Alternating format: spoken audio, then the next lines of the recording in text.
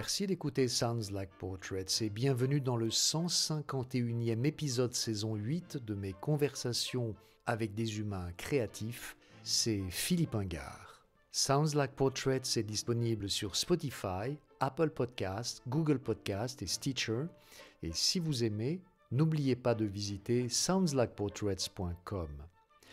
Cette semaine, je rencontre Éric Bonvin, le directeur général de l'hôpital du Valais, une des grandes institutions de santé publique en Suisse, avec 440 médecins, 5800 collaborateurs et qui prend en charge près de 41 000 patients chaque année.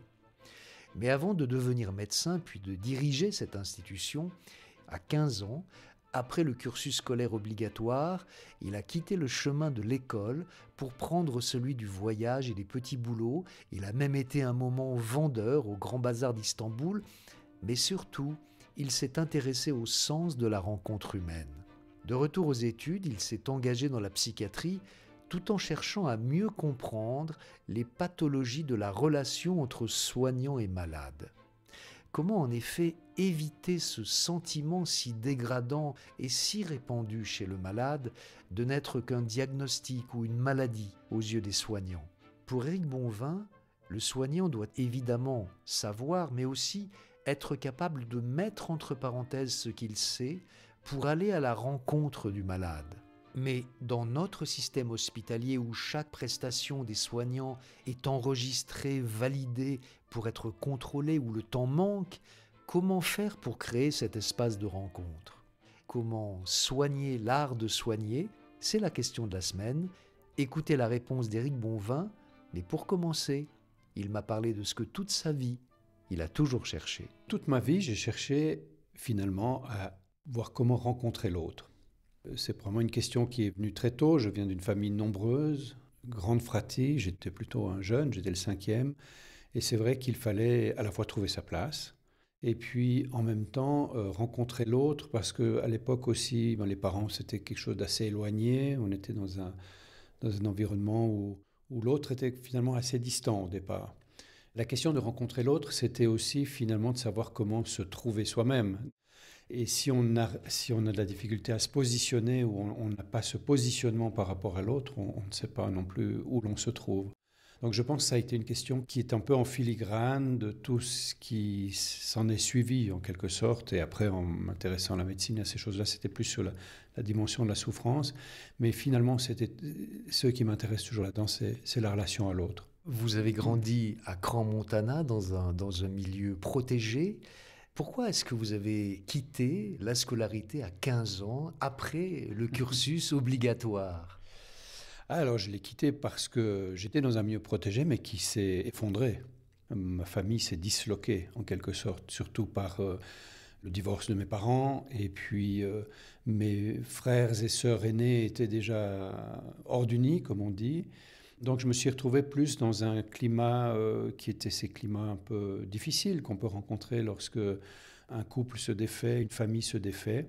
Et je pense que là, j'ai quitté très tôt parce que je supportais mal l'idée d'être enfermé dans une salle de classe en sentant en quelque sorte que le monde se passait à l'extérieur et que les liens que j'étais en train de perdre étaient en train de se dissoudre à l'extérieur. C'est une sorte d'angoisse au départ par rapport à cela. Donc ça, c'était un des éléments. L'autre aspect, c'était une difficulté à rester intégré dans ce milieu scolaire dans lequel j'étais, qui ne jouait pas avec ce que je sentais. Et j'étais un peu dans une période, à ce moment-là, un peu de qui-vive. Donc c'était très sensible comme moment.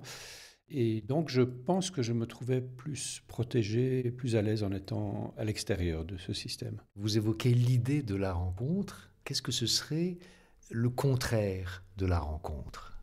Le contraire de la rencontre, je dirais, c'est s'ignorer en quelque sorte. C'est s'ignorer ou ne pas voir surtout cet aspect du vivant. L'autre, c'est un être vivant. Moi, l'autre, ça peut être un animal aussi, mais je crois que c'est un être vivant.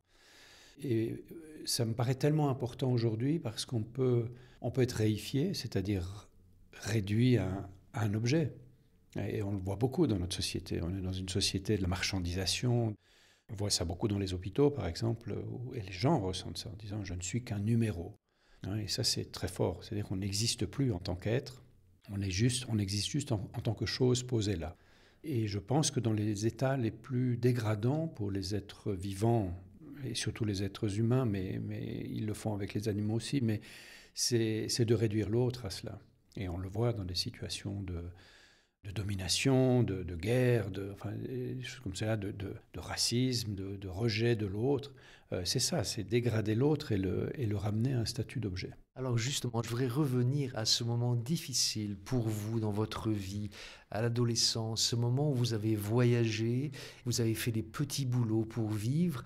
Qu'est-ce que vous avez appris d'essentiel dans ce voyage, puisque vous êtes parti de chez vous? Survivre, c'était quelque chose de cet ordre-là. Et en même temps, probablement aussi pouvoir aller explorer quelque chose du monde. Mais quand je dis explorer, c'est pas. Je pense que la démarche que j'ai eue, et que j'ai encore aujourd'hui, beaucoup même, c'était d'explorer, mais dans une sorte de confrontation. Mais de confrontation qui est de dire, on va vérifier si c'est vraiment comme cela. Ça a toujours été un peu mon fil conducteur aussi, c'est dans la rencontre, mais en même temps la rencontre avec l'altérité, mais aussi dans le monde, pour me rendre compte assez vite que c'est pas ailleurs que je trouverai quelque chose, c'est autour de moi, c'est là où je suis, c'est là où je suis inséré dans mon environnement. Et ça a été un moment important, je pense, dans toute cette démarche. Vous faisiez tout à l'heure le lien rapidement entre la rencontre de l'autre et la rencontre de soi. Peut-être est-ce que ce qui fait le pivot entre les deux, c'est le voyage? Oui, le voyage, je pense qu'il amène cela, c'est-à-dire on voyage d'abord avec soi. Par contre, à cet âge de la vie à laquelle je suis maintenant, passé la soixantaine, c'est d'apprécier beaucoup la ritualisation. Qu'est-ce que vous appelez la ritualisation? La ritualisation, c'est comment s'installer dans une forme d'ordinaire. Parce que le voyage, c'est intéressant, et je pense qu'il y a un moment de l'exploration, mais il y a un moment de la fuite aussi.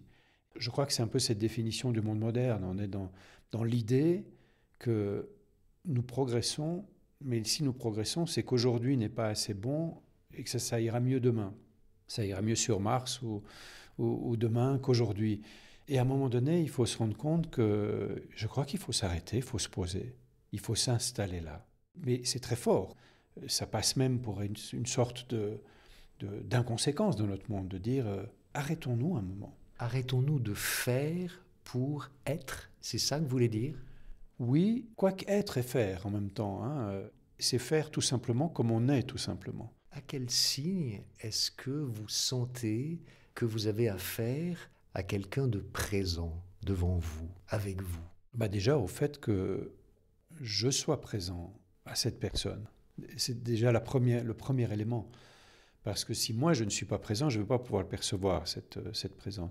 Alors c'est ce que je vois beaucoup dans mon activité clinique. Parce que finalement, mon activité clinique, elle se résume un peu à cela. Dans les thérapies, c'est de donner un espace, un lieu, un contexte. Dans cet espace-là, va s'opérer quelque chose pour l'autre. Et cette personne, elle vient aussi pour être présente à quelque chose. Souvent, on vient finir avec l'autre une chose qui parfois est trop...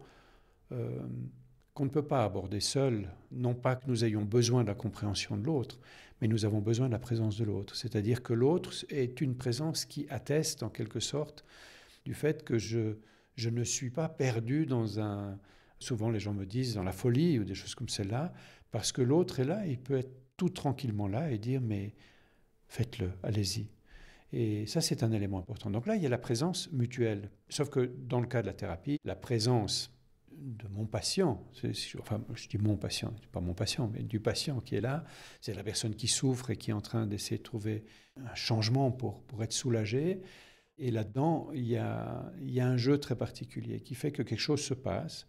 Ce sont des corps vivants qui sont l'un à côté de l'autre, qui sont en proximité.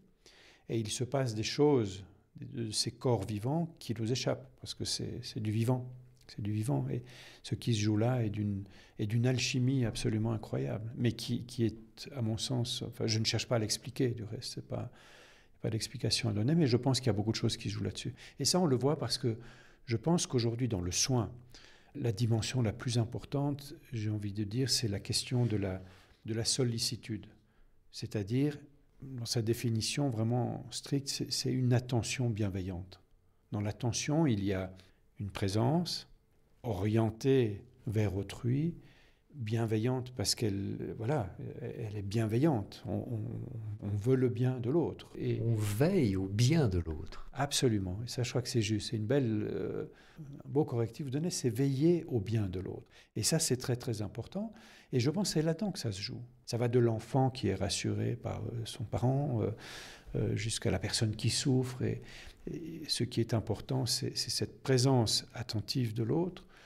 Et pas forcément ce qu'il nous raconte. Du reste, on sait très bien dans les thérapies, et on fait soi-même l'expérience. Quand on est dans une situation difficile, que l'autre est présent, il peut nous raconter beaucoup de choses, mais on n'écoute pas tout. C'est pas dans le narratif, ni dans la logique, l'explication que se jouent les choses. C'est à un tout autre niveau que ça se joue.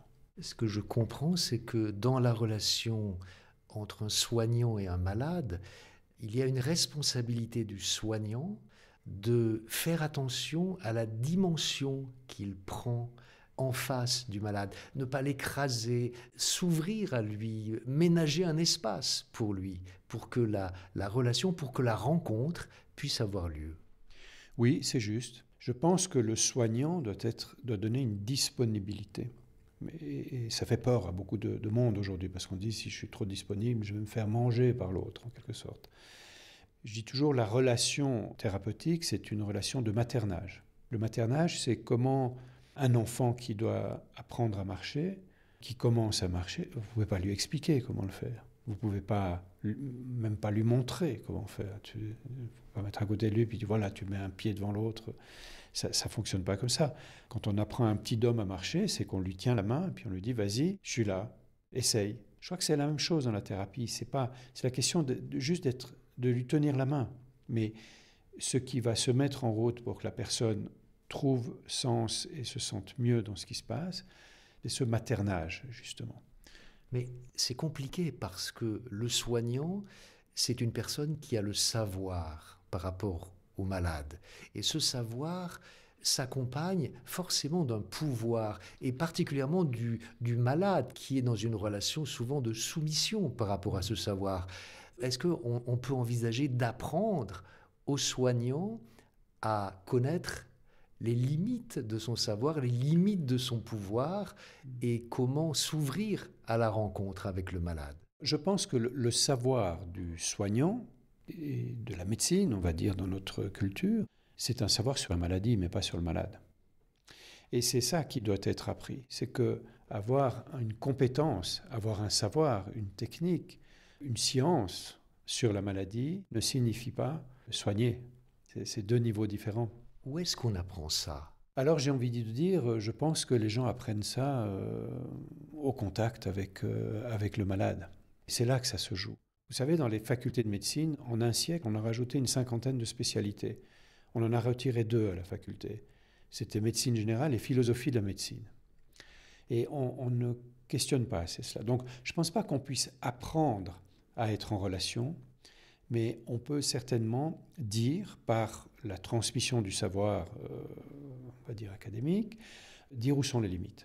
Et ça, malheureusement, cela ne se dit pas suffisamment. Et c'est une sorte de tradition dans la science moderne aussi, c'est de faire les choses à l'insu de l'être. Les dispositifs expérimentaux, thérapeutiques ou autres, sont toujours faits dans l'idée de dire que nous allons découvrir ce qui soigne et ce qui traite plus exactement la maladie à l'insu du malade. C'est ça l'étude contre placebo, c'est dire, voyez, cette pilule, elle va agir que le patient le veuille ou non. Comme si la compréhension du malade allait interférer dans les résultats, alors effectivement, mais sans doute de façon positive. Mais bien sûr, il suffit de faire la part des choses, mais on peut le faire de façon tout à fait inclusive. Ce qui me vient, c'est que c'est sa maladie au malade, finalement. C'est une maladie très particulière, dans un contexte particulier, dans un parcours particulier. Oui. Donc finalement, c'est sa maladie. C'est sa maladie, et il y a des situations, et c'est très fréquent aujourd'hui, parce qu'on va vers ce qu'on appelle aujourd'hui plutôt des maladies chroniques au long cours, ou les problématiques oncologiques, par exemple, le cancer, c'est très particulier, parce que la personne remet son corps, on s'occupe d'une partie de son corps, on lui enlève des parties, et ensuite, quand tout cela a été fait, voilà, on lâche de nouveau le malade. On dit, voilà, réappropriez-vous votre corps. Mais ce moment où la personne qui a vu son corps se transformer, parfois être mutilé pour des bonnes raisons, bien sûr, hein, mais qui a été mutilé, qui a été transformé, qui a changé toute sa relation au monde, à sa famille, etc., à sa vie, d'un seul coup, on le lâche et puis on lui dit, ben voilà, repars. Comme si un garagiste lui remettait sa voiture réparée en lui disant, ben voilà, bonne route. Exactement, c'est exactement ce genre de perception qui sort à ce moment-là. Mais là, on se rend compte que c'est pas si simple, parce que la maladie, quelle qu'elle soit, fait quand même partie de la personne et vice-versa. Et ça, ça nous rend d'autant plus vulnérables par rapport à la mort que l'on éloigne, par rapport à la maladie que l'on éloigne. On est d'autant plus démunis lorsque cela survient. Je voudrais revenir sur ce regard hautain et distant qu'on connaît tous. C'est peut-être justement l'expression d'un désarroi du soignant. Et j'imagine, à son insu, sans le vouloir, j'imagine que le soignant veut bien faire, mais qu'à son insu, il y a une forme de stress qui l'empêche, comme vous le disiez, d'être à la rencontre du malade. Oui, certainement. Et c'est justement là qu'il peut... Et même, ça marche même extrêmement bien, quand il s'ajuste à cette dimension humaine, dire « mais moi je suis un humain faillible comme vous ». Et cette posture-là, elle est très difficile, alors on l'acquiert avec l'âge aussi, avec l'expérience, mais elle est souvent très difficile pour les jeunes qui sont très conditionnés au fait qu'ils doivent être... Puis en plus, aujourd'hui, on est dans une société du contrôle, de la validation. Chaque prestation, chaque geste est relevé. Quand on fait une intervention chirurgicale, par exemple, le chirurgien, il doit faire signer un contrat à son patient. C'est des relations terribles que l'on a aujourd'hui de méfiance réciproque. Et donc, oui, je crois que les soignants aujourd'hui, du reste, ils sont dans une perte de sens. Aujourd'hui, on a de plus en plus de soignants qui quittent parce qu'ils n'ont plus de sens, parce qu'ils ne peuvent plus se connecter, ils ne peuvent plus mettre en lien cette dimension humaine qui est une dimension avec toute la fragilité, mais dans le bon sens du terme, hein, de l'humain. La vulnérabilité. La vulnérabilité, la sensibilité, l'incertitude, tout cet aspect-là, on apprend aux gens, puisqu'on ne parle pas de philosophie comme on disait avant, mais on leur dit, vous devez maîtriser. Vous êtes des automates, des machines à maîtrise. Et donc, ça devient très difficile. Alors oui, ils ont cette position, je le vois souvent, avec des soignants, des médecins qui sont là et qui sont enfermés dans une crispation qui les fait souffrir, du reste. Et beaucoup craquent après un moment. Ils disent, ça va pas, je peux pas, ça va pas. Il y a quelque chose qui va pas, c'est asséchant. C'est du reste un signe assez caractéristique. On ne prête plus le serment d'Hippocrate. C'est fini, ça. Ça fait une 50aine d'années. Mais tout ça se joue, hein, c'est-à-dire il y a une 50aine d'années, on a commencé à transformer les hôpitaux en industrie, la médecine en production de prestations, etc., etc., et au service d'un système davantage que la relation au service du patient. Je pense que le serment d'Hippocrate, c'est la base de l'éthique relationnelle dans le soin. Que dit-il, justement ? Voilà, alors, le serment d'Hippocrate, il dit déjà une chose importante par rapport à ce qu'on a évoqué jusqu'à maintenant, c'est que le médecin doit connaître ses limites. Il ne doit jamais aller au-delà de ses compétences et de ses limites. Ensuite, il doit tout mettre en œuvre, il doit veiller à son patient, hein, et il doit veiller en vue de trouver son soulagement. Et il ne doit pas y mettre son propre intérêt. Hein, ce n'est pas son intérêt à lui, il n'est pas là pour lui, il est là pour l'autre. Il est là pour l'autre pour le conduire vers un soulagement. Donc on est vraiment déjà dans cette dimension de relationnel qui vise non pas la question de la maladie, mais surtout de ce que perçoit l'autre. C'est l'autre souffrant. Le patient, étymologiquement, c'est celui qui endure la souffrance. Et c'est ça qui se joue dans le serment. Du reste, à l'époque, en tout cas dans la médecine hippocratique, qui n'est pas que Hippocrate, c'est une tradition de plusieurs siècles, Mais il y a eu longtemps ce courant de ce qu'on appelait la médecine expectante, c'est-à-dire qui met en place le contexte, qui permet et qui attend que nature se fasse. Ce n'est pas le médecin qui traite la maladie, c'est la nature. Et il s'agit de créer cette condition-là. Et je pense que le serment d'Hippocrate, il est ce qui crée ce contexte-là. Et ça, c'est extrêmement intéressant. Aujourd'hui, on est arrivé dans une autre forme de relation, c'est de dire, et ça c'est depuis le 19e siècle, c'est de dire que la science, le clergé de la science, sait ce qu'il se passe en vous à votre insu. Nous avons la capacité d'aller vers la vérité. Donc, lorsque Laennec, qui a inventé le stéthoscope, posait pour la première fois son cornet sur le thorax d'un patient, il a dit à son patient « Taisez-vous, j'écoute vos poumons ». On a changé d'un seul coup un truc là-dedans, c'est qu'on a dit le patient va déformer la vérité. Cette vérité objective, il va la déformer. Donc on a complètement changé. Aujourd'hui, on est dans la quête de l'information à l'insu du patient. On n'a plus de conditions de la confidentialité qui était là au départ pour laisser la nature s'exprimer. Et donc on est passé dans un autre registre. Et le serment d'Hippocrate, il pose un contexte qui est très fort, il est très simple. Mais aujourd'hui, nous avons de la peine à l'appliquer. Par contre, je pense qu'en termes d'éthique, il pose vraiment tous les enjeux qu'il y a sur cette question de la relation à une personne souffrante. Oui. Et justement, à la suite de Platon, de Montaigne, de Pascal aussi, vous dites que finalement l'exercice de la médecine passe aussi, en dehors de la pratique technique, qui est bien entendu nécessaire, par une mise entre parenthèses de la rationalité, du jugement, de la théorie, pour pouvoir écouter et être présent avec la personne qui est malade. Est-ce que vous avez déjà fait cette expérience comme soignant du pouvoir thérapeutique de votre présence, du pouvoir thérapeutique de votre empathie ? Bien sûr, je le vérifie en permanence, mais ce qui se joue, et c'est là que j'aimerais venir sur la deuxième partie de votre question, qui est sur l'empathie. Parce que l'empathie, empathein, c'est ressentir ce que ressent l'autre. Souffrir avec l'autre. En ressentant la souffrance qu'a l'autre aussi. Et ça a été du reste, à un moment donné, dans la psychiatrie, par exemple, c'était un des outils cliniques, c'était de dire, quand quelqu'un transpirait l'angoisse, on disait « Ah, je ressens l'angoisse, donc je peux… » Mais je pense que l'empathie est quand même assez dangereuse dans ce sens-là. Pourquoi ?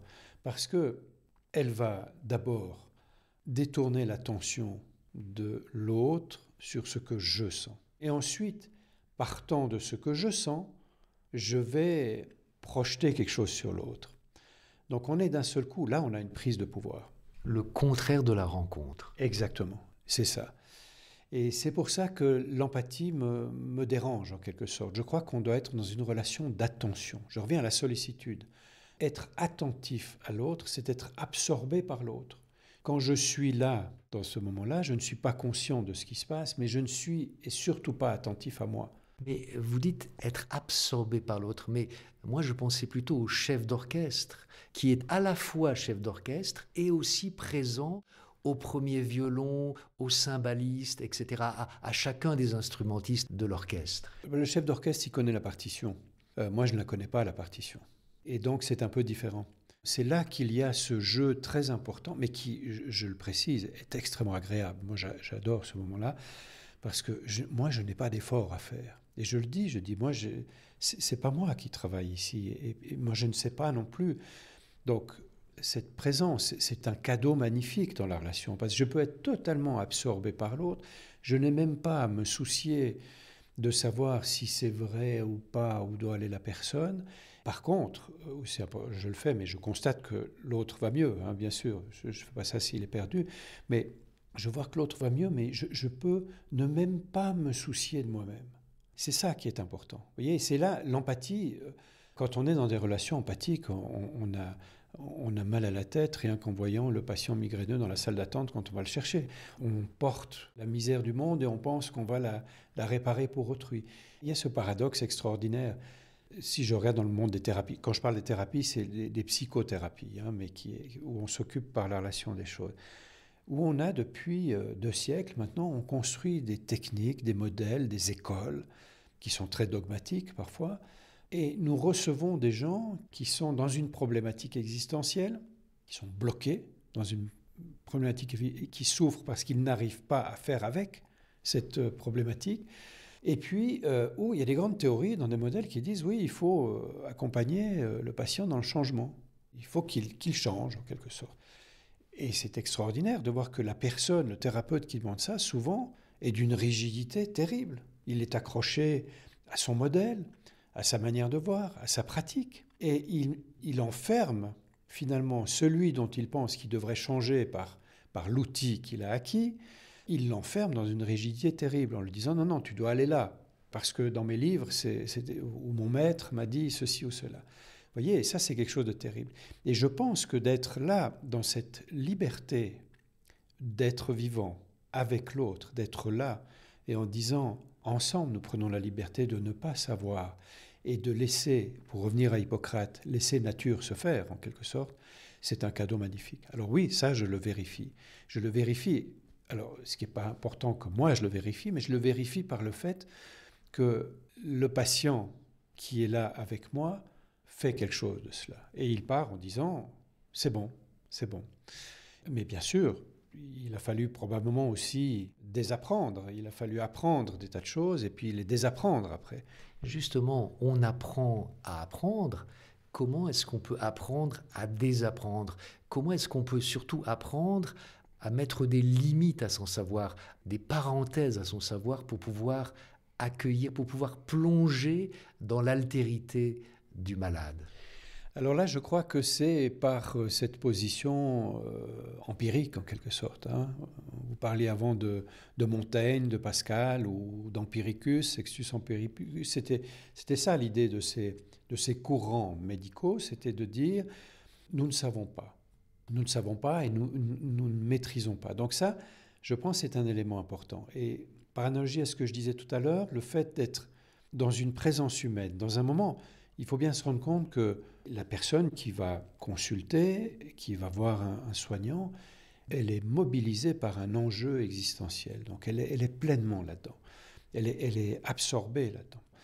Et de pouvoir s'asseoir avec quelqu'un, quand je dis s'asseoir, c'est se poser avec quelqu'un qui dit « je ne sais pas, mais on va voir ça ensemble. On va le faire ensemble dans le sens ensemble, nous allons attendre que cela se passe. » C'est une dimension qui est extrêmement intéressante parce qu'elle permet en quelque sorte de faire de cet espace thérapeutique, de la disponibilité que l'on a, le lieu où se vit et que je vis moi aussi comme thérapeute, le lieu où je vis l'incertitude, où j'apprends moi aussi avec le patient à faire avec l'incertitude de la vie, de l'existence, du non-savoir, etc.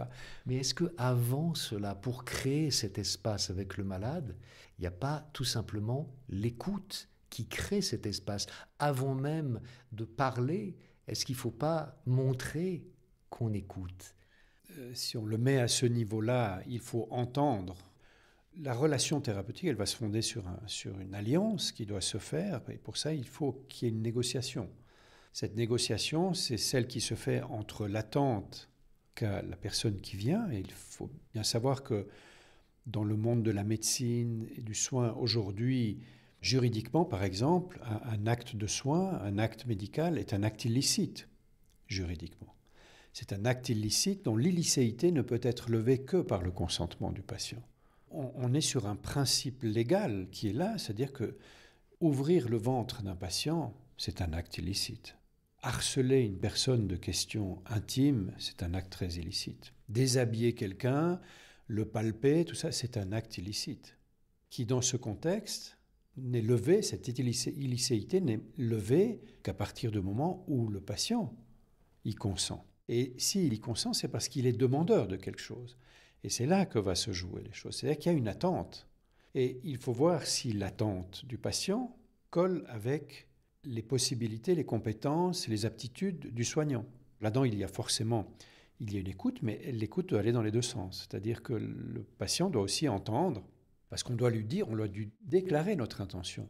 Face à l'attente d'un patient, il y a une intention que doit déclarer le soignant, qu'il ne fait pratiquement pas, parce qu'il se dit « j'ai mon enseigne », j'ai mes titres, quand on va chez... Ça va de soi. Ça va de soi. Quand on va chez un médecin dans la salle d'attente, vous voyez la liste des diplômes. Hein, il n'a plus besoin de dire ce qu'il fait.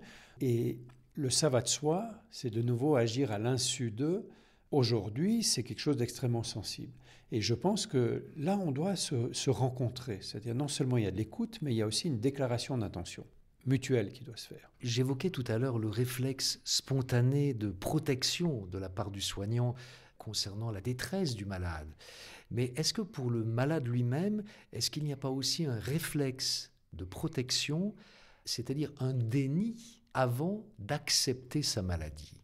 Parce que accepter sa maladie, c'est quelque chose qui va de soi pour le soignant qui a diagnostiqué la maladie et qui associe la maladie à la personne. Mais du point de vue de la personne, c'est pas du tout une évidence parce que ça bouleverse sa propre identité. Oui, alors je pense que c'est ce qui fait précisément qu'un malade est un patient.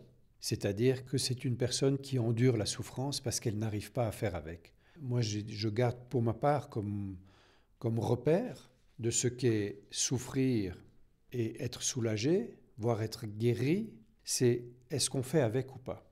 Est-ce que je fais avec l'environnement? Est-ce que je fais avec les aléas de l'existence? Avec une maladie, si on la décrit en tant que telle, est-ce que je fais avec? Alors c'est juste, et c'est généralement ce qui se joue lorsqu'un malade arrive pour le médecin, c'est un patient qui vient et qui dit je n'arrive pas à faire avec. Aidez-moi. Alors on a cette particularité aujourd'hui où parfois on va faire des contrôles de routine alors que l'on ne souffre pas de la maladie. Un malade potentiel. Voilà, c'est un malade potentiel, quoi. C'est comme disait le docteur Nock, c'était tout le monde est potentiellement malade. Si on n'est pas malade, c'est qu'on va le devenir. Exactement, c'est ça. Et je pense que ça, c'est une vraie remarque parce que c'est là où intervient justement la dimension humaine du soignant. C'est lorsque la personne dit « j'ai un problème, je ne sais pas comment faire, j'arrive pas à faire avec ça ». Et c'est là que doivent se jouer des choses importantes. Et c'est là aussi que très souvent le soignant doit pouvoir dire « mais vous savez, moi si j'avais ça, je ne saurais pas non plus comment. Et peut-être que je ne sais pas comment on fait avec. Mais je peux vous dire, peut-être, je peux vous aider, voilà, en essayant de voir ce qu'est cette maladie, est-ce qu'on peut la traiter, tout cela. Mais le faire avec. » Là, on est dans cette dimension qui est cette dimension humaine, qu'il ne faut pas accueillir en disant « je vais vous dire comment faire avec cette maladie », mais qui est donc de dire « là, nous sommes dans l'incertitude, on va le faire ensemble, si vous voulez bien ». Et c'est là où, trop souvent, il y a un blocage. Et il y a un blocage des deux côtés. Des deux côtés, absolument. Mais est-ce que, institutionnellement, vous êtes le directeur général de l'hôpital du Valais, c'est un immense hôpital, il y a presque 400 médecins. Est-ce que les soignants ont le temps de se poser les questions que nous posons tout de suite, de modifier leurs pratiques, d'envisager la relation humaine telle que vous la définissez? Si on met dans ce contexte-là, le temps, oui, c'est vrai qu'aujourd'hui, le temps vient à manquer, mais j'ai envie de dire le temps relationnel. Le temps relationnel de la présence à l'autre vient à manquer. Il vient à manquer parce qu'il est absorbé par les procédures techniques, diagnostiques, par la numérisation qui est cette illusion qu'on ait enfin un robot qui nous permette de gagner du temps pour être plus en relation avec l'autre, mais qui finalement nous va faire plus de prestations et qui crispe tout le monde. Donc c'est une situation qui est difficile. Peut-être vous donner un exemple, ça peut être intéressant sur la question de la parenthèse, puisqu'on l'a évoqué tout à l'heure, c'est que les soignants aiment beaucoup, et à juste titre, ils cherchent à développer des pratiques et des choses comme celle-là. Et moi, j'enseigne une chose qui est très intéressante pour ça, c'est l'hypnose. L'hypnose médicale et thérapeutique, on a des cours, et j'enseigne beaucoup dans le cadre de l'hôpital du Valais. C'est pour moi un moment dans lequel j'ai beaucoup de plaisir. Mais je le dis toujours, pour moi, l'hypnose est un prétexte à la relation. Les gens ont besoin d'avoir une technique. Puis en plus de ça, on ne peut pas aller dans un service aujourd'hui médical et puis dire oui, je vais avoir un moment de présence à l'autre. On va dire bon, écoute, on a d'autres choses à faire. Mais lorsque l'on dit non, je peux proposer une technique d'hypnose. Alors du coup, on dit oui, alors vas-y, fais-le. Et on la propose quand il y a une situation, évidemment, qui se prête à ça, qui est une situation difficile. Et donc tout ça pour dire, c'est des prétextes. On a besoin dans notre culture de dire c'est une technique X, Y qui a son efficacité, alors qu'elle n'a pas plus d'efficacité qu'autre chose. Mais par contre, elle crée un contexte et un prétexte à la relation. Elle permet d'ouvrir une parenthèse. Je dis là, on ouvre la parenthèse hypnotique et on la termine. Et ce qui se joue dans cette parenthèse. Alors là, c'est extrêmement intéressant parce que là, on ne sait pas ce qui se joue, c'est de la présence.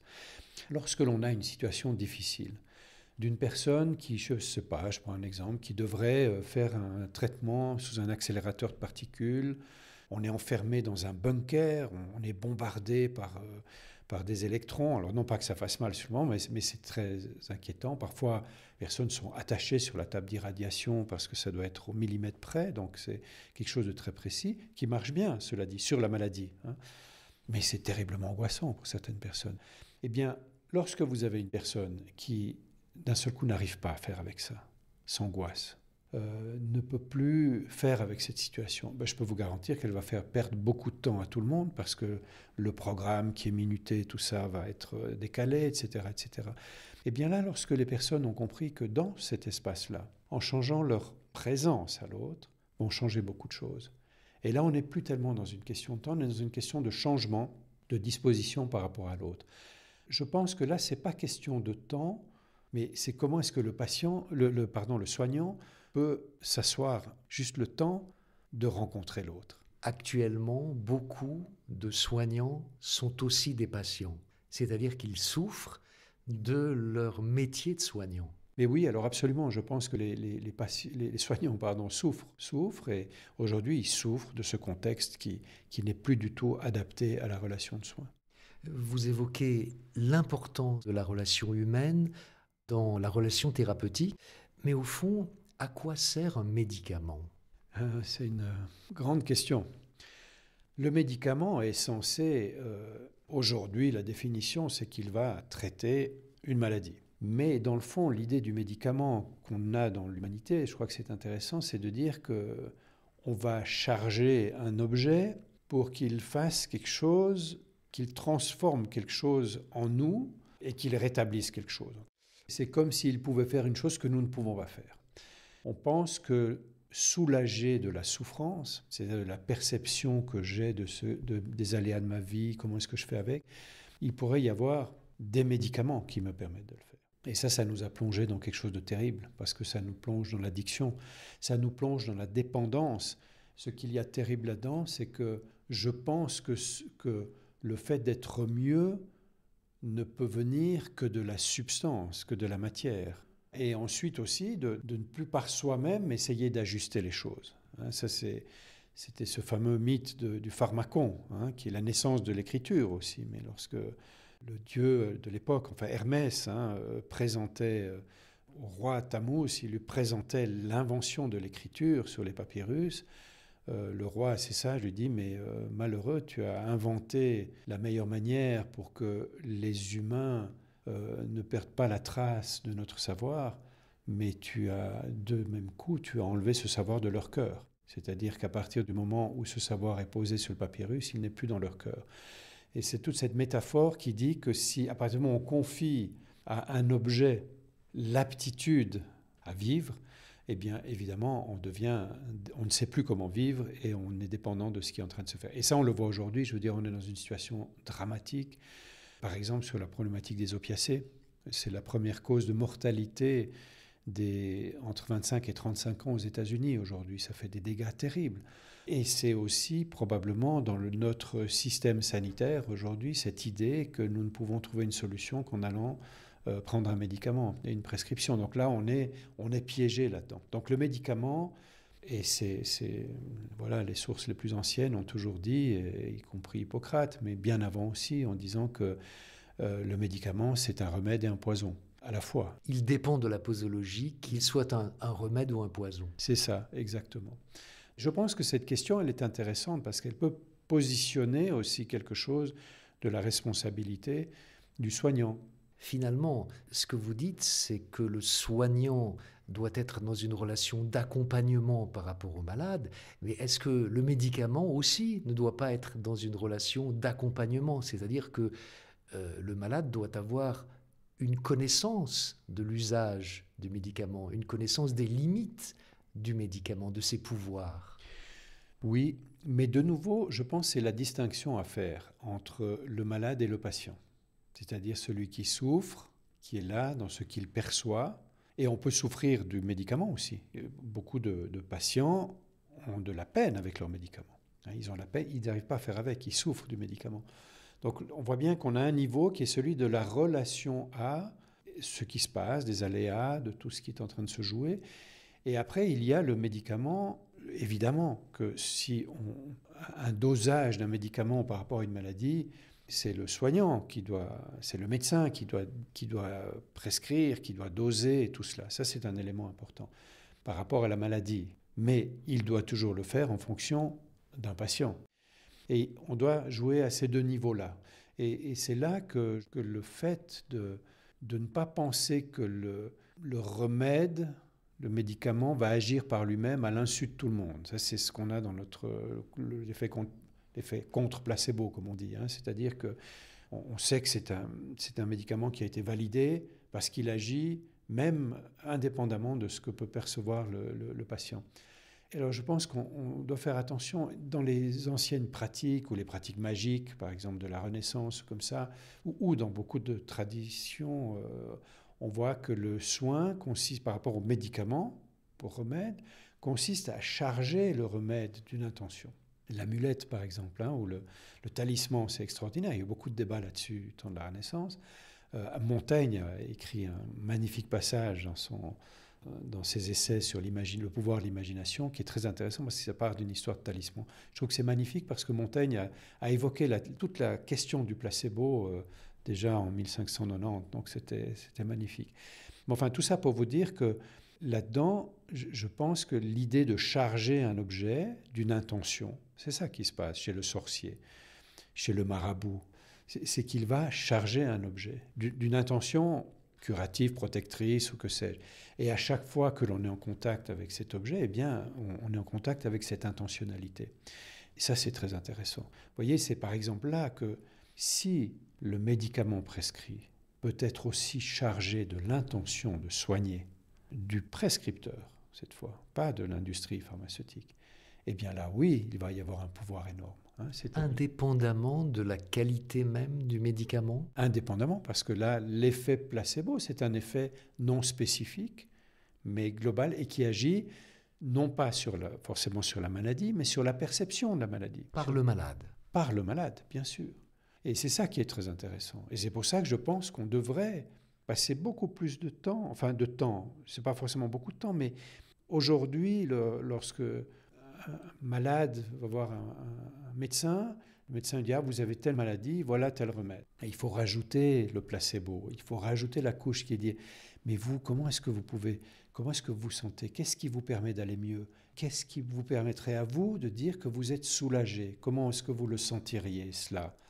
Et de dire, est-ce qu'on met ça aussi dans ce médicament, dans cette pilule que vous allez prendre ? Et chaque jour, quand vous la prenez, eh bien, vous y mettez aussi cette intention. Chaque moment, ce rituel du médicament, et là on parle de ritualisation, de la prise du médicament est chargé d'une intentionnalité qui soigne. Alors quand il y a une bonne relation comme ça entre un soignant et un soigné, ça se fait par le feeling qu'il y a entre l'un et l'autre et souvent la confiance qui s'est établie, l'alliance qui a pu se faire, parce que ça se fait souvent aussi, mais parfois pas.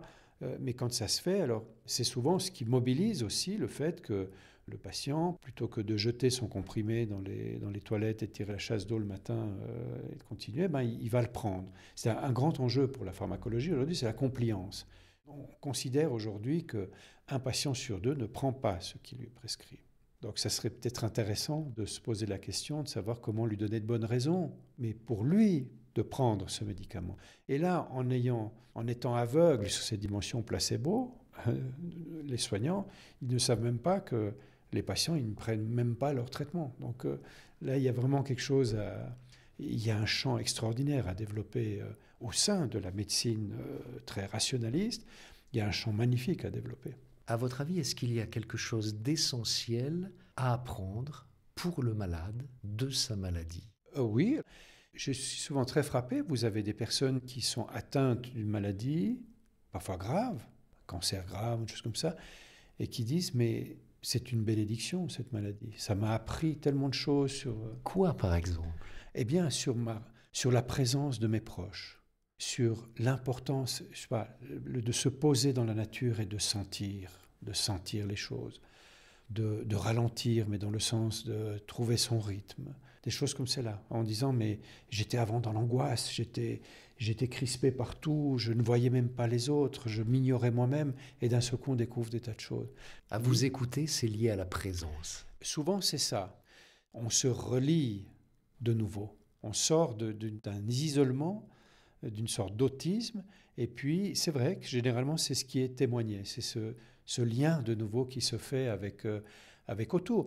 Et ça, c'est très intéressant parce que du coup, on pourrait se dire, non, mais c'est terrible, vous vivez une maladie terrible, vous allez mourir, mais c'est même plus ce problème parce que lorsque l'on meurt aussi relié, je veux dire, c'est pas la même chose que mourir seul. Oui, alors on a ce type de témoignage-là. Alors vous avez d'autres personnes qui n'ont pas de maladie, mais qui en souffrent quand même, parce qu'elles sont tétanisées par l'idée, par exemple, d'un cancer, une cancérophobie. Eh bien, vont dire, je ne peux plus vivre, c'est terrible parce que j'ai peur d'attraper cette maladie. Donc, elles souffrent d'une maladie Qu'elles n'ont pas. Mais ce qui est important, finalement, là-dedans, c'est de savoir comment faire avec. Que la maladie soit vraie ou pas, c'est ce que perçoit la personne qui va être extrêmement important. Et là, se guérir, je pense, c'est cela. Et du reste, le guérisseur, dans les traditions, mais ici, nos guérisseurs vernaculaire, la tradition vernaculaire que nous avons et tout cela, ces guérisseurs disent toujours, moi je ne sais rien, c'est quelque chose qui m'a été transmis, mais qui m'a été transmis parce que je me suis guéri. Quelqu'un est guérisseur parce qu'il s'est guéri, non pas parce qu'il a un savoir, c'est parce qu'il a eu cette expérience. Et le guérisseur va transmettre son savoir ou le secret à une autre personne qui est venue chez elle pour savoir comment est-ce qu'on se guérit. Mais pas dans le sens du comment livresque, mais dans le sens de l'expérience. De l'expérience et de se mettre comme ça, de charger cet instant de tout cet inconnu qui se fait et de laisser les choses se faire.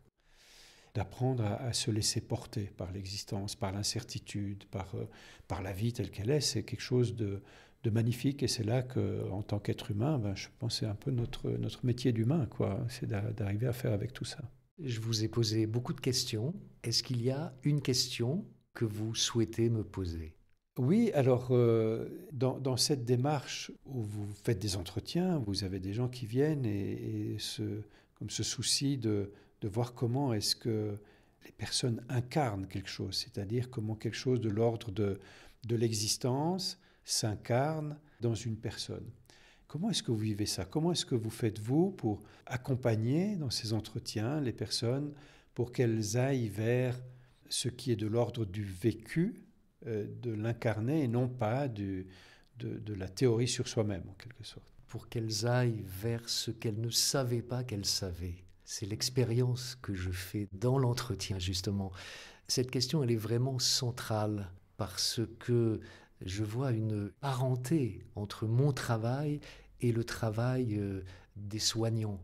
Et d'ailleurs, souvent, on me dit que le travail d'interview que je peux faire avec quelqu'un est un travail thérapeutique. Et je pense que c'est un travail thérapique et pas thérapeutique. C'est-à-dire, il n'y a pas une intention, un protocole pour soigner. Mais c'est un travail qui donne du soin.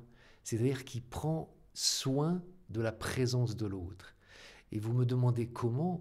Eh bien, moi, je me prépare intellectuellement, mais ça, c'est une préparation classique. Mais je me prépare physiquement.